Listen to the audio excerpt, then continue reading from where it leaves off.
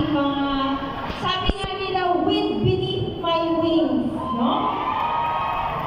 Nandito po ang ating minamahal na Mayora Mela Aguilar. Maraming salamat, Mayora.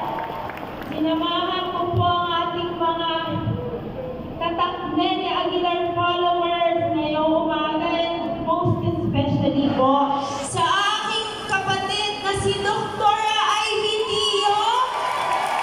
Ayan, sabi nila, di ba, ang pinakamahalagang suporta na makukuha natin ay mula sa ating pamilya. Maraming salamat, Mama and Ate Ivy.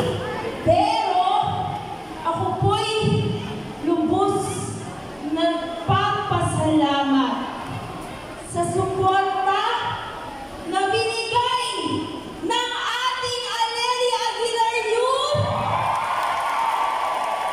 Aleli Aguilar Coordinators, Aleli Aguilar Supervisors, and Aleli Aguilar Leaders. Parang kailan lang po nang ako po, si Aleli Aguilar, ay nag-file po ng Certificate of Candidacy 8 months ago.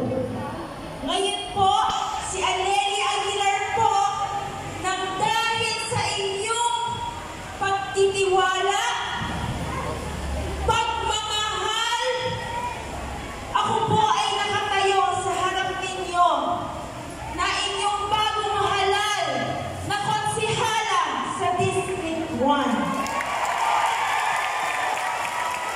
Hindi po naging madali ang ating laban.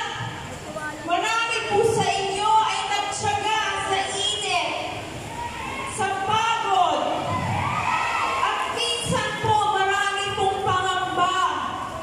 Pero yung tinahak ko po na daan sa house to house ay naging napakadali dahil po sa inyong lahat.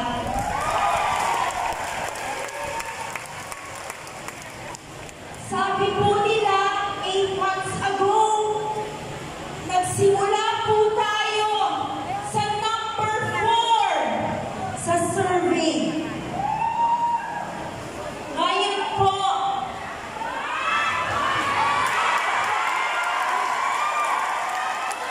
ako po ang numero 1 konsihala sa buong Las Piñas.